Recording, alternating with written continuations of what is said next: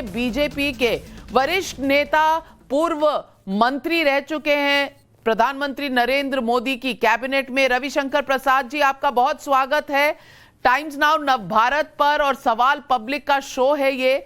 और आज पब्लिक ये सवाल पूछ रही है कि योगी भगवादारी और गवर्नेंस का एक कॉम्बिनेशन बनकर अपनी सफलता दिखा चुके हैं।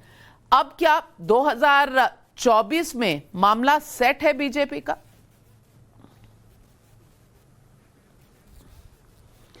देखिए नाविका जी, आपका अभिनंदन। बहुत दिनों के बाद आपके चैनल पर आया हूं, आपसे बातचीत हो रही है।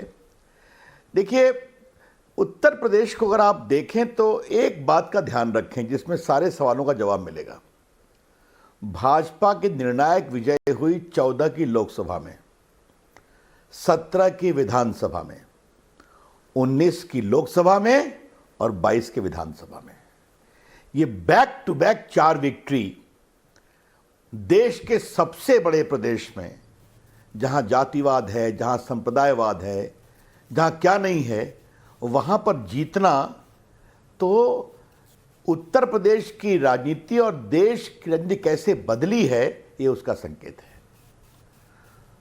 नरेंद्र मोदी की अगुवाई में देश की अपेक्षा क्या बदली है, ये उसका संकेत है। हमारे अमित शाह जी ने राष्ट्रीय अध्यक्ष के रूप में यूपी की राजनीति में भाजपा को कैसे स्ट्रेटेजाइज किया, आज भी किया, ये उसकी विजय है। संगठन के कार्यकर्ताओं की विजय है। और योगी जी ने मुख्यमंत्री के रूप में जो आशा अपेक्षा जगाई, गुड गवर्नेंस। देखिए, इस बात को समझिए कि उत्तर प्रदेश में पारंपरिक सारे समीकरण ध्वस्त हो गए। एंटी इनकम्बेंसी, क्या क्या, जो जातों के मोनोपोली लीडर बनते थे उनकी सारी मोनोपोली धरी की धरी रह गए, वो खुद हार गए। और जो बड़े बड़े माफिया लोग थे जो जिलों के जिलों को कंट्रोल करते थे, उनकी सारी नेतागिरी और दादागिरी दोनों हवा हो गई। तो इस बात को समझना चाहिए कि पूरे उत्तर प्रदेश के समाज में, उत्तर प्रदेश की राजनीति में योगी के मुख्यमंत्री काल में और प्रधानमंत्री के निर्देश और आशीर्वाद से एक गुणात्मक परिवर्तन आया है। इसको समझना चाहिए, जिसमें सुरक्षा है, जिसमें राष्ट्रवाद है, जिसमें भारत के सांस्कृतिक धरोहर का सम्मान है, और सबसे बड़ी बात गुड गवर्नेंस भी है, डिलीवरी भी है। इसलिए महिलाओं ने वोट दिया, बाकी ने वोट दिया। आपको याद होगा कि आपके चैनल पर मैंने देखा था जिस समय योगी जी ने शुरू किया था लोग रोमियो ब्रिगेड को टफ करना, कितना हल्ला हुआ था। लेकिन आज वहाँ की बेटियां अपने को सुरक्षित महसूस करती हैं, हॉस्टल के आगे सीटियां नहीं बचती हैं। ये सब चीजें इंपैक्ट करती हैं गुड गवर्नेंस के लार्जर इकोसिस्टम।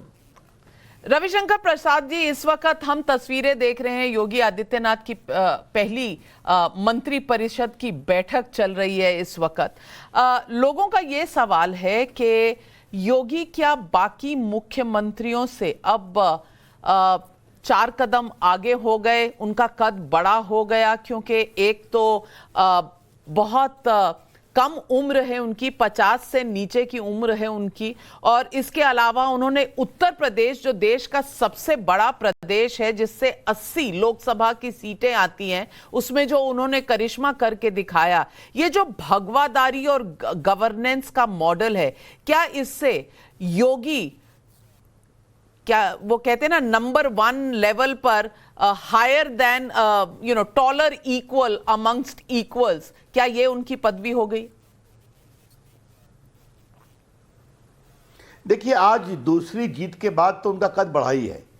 वैसे भी पहले बार से ही उनकी देश में चुनाव प्रचार में जाया करते थे, सब कुछ होता था। लेकिन एक बात मैं और बता दूं, योगी जी रिफॉर्म के भी उतने ही बड़े समर्थक हैं। उनको लगा कि अगर हमें उत्तर प्रदेश में फिल्म सिटी लानी है तो उस प्रस्ताव को उन्होंने स्वीकार किया। और आज नाविका, आपके दर्शकों के लिए मैं एक बार बताना चाहता हूं, उस समय मैं आईटी और इलेक्ट्रॉनिक विभाग देखता था, तो नोएडा में एक बहुत बड़े विदेशी मोबाइल कंपनी आ रही थी, और आज वो दुनिया की बहुत बड़े मोबाइल मैन्युफैक्चरिंग, आपको मालूम है भारत बन गया है, सेकेंड वर्ल्ड में हो गया है। 14 में 2 फैक्ट्री थी, आज 270 है, बड़ी बड़ी विदेशी कंपनी आ गई हैं। तो वो जमीन पर जो स्टैंप ड्यूटी लगता है उसमें रिबेट मांग रही थी। योगी जी नए नए मुख्यमंत्री बने थे, 1 हफ्ता भी नहीं हुआ था। मैंने उनसे आग्रह किया कि माननीय मुख्यमंत्री जी, अगर आपको अपने रिफॉर्म की छवि को तुरंत देश के सामने रखना है तो इस स्टैम्प ड्यूटी के बारे में आप एक सकारात्मक रुख अपनाइए। आपके पदाधिकारियों का विरोध होगा, लेकिन इससे एक ज़बरदस्त छवि जाएगी। नाविका जी, आपको बताऊं, एक दिन में उन्होंने मेरे आग्रह को स्वीकार किया और जो राहत की अपेक्षा थी वो दे दिया। तो योगी जी रिफॉर्म को भी उतना ही समझते हैं, इन्वेस्टमेंट को समझते हैं, किस तरह से डिफेंस कॉरिडोर बन रहा है पूरे उत्तर प्रदेश में। बाकी तो सड़कों की बात, बिजली की बात तो हम लोग करते ही रहते हैं।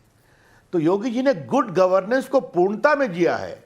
भगवाधारी हैं, स्वाभिमानी हैं, हिंदू संस्कार पर गर्व करते हैं, भारतीय संस्कृति का हुंकार भरते हैं, लेकिन गुड गवर्नेंस के लिए जो भी अपेक्षाएं होती हैं वो भी उतना ही करते हैं और गरीबों के आंसू भी पोंछते हैं। जब ऐसा कोई नेता बनता है तो वो जो गुड गवर्नेंस आता है, इसी से रिजल्ट मिलता है। ये मैं आपसे कहना चाहता हूं। तो बिल्कुल बिगुल बज चुका है। 2022 में योगी 2.0 और 2024 में मोदी 3.0 की तैयारी हो गई है। रविशंकर प्रसाद जी, हमारे साथ जुड़ने के लिए आपका बहुत बहुत धन्यवाद। और आज योगी जिस पथ पर निकल चुके हैं, बहुत से लोग इस वक्त बिगुल बजा रहे हैं कि 2024 में एक और करिश्मा शायद होने वाला है। आपसे इजाजत लेती हूं और आज दर्शकों को नाविका जी बता दूं, 24 भी जीतेंगे हम।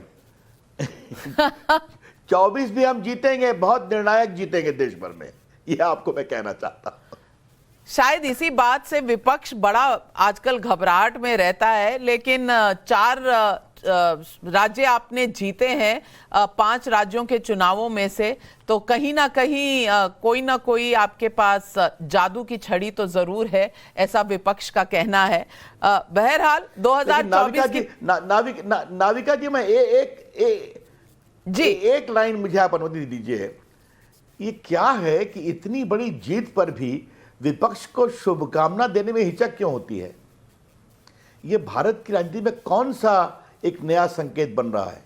मोदी जी विपक्ष का कोई मुख्यमंत्री बनता है, सबसे पहले बधाई देते हैं, पब्लिकली बधाई देते हैं, मिलते हैं, सहयोग का आश्वासन देते हैं, साथ काम करना है। ये क्या हो गया है?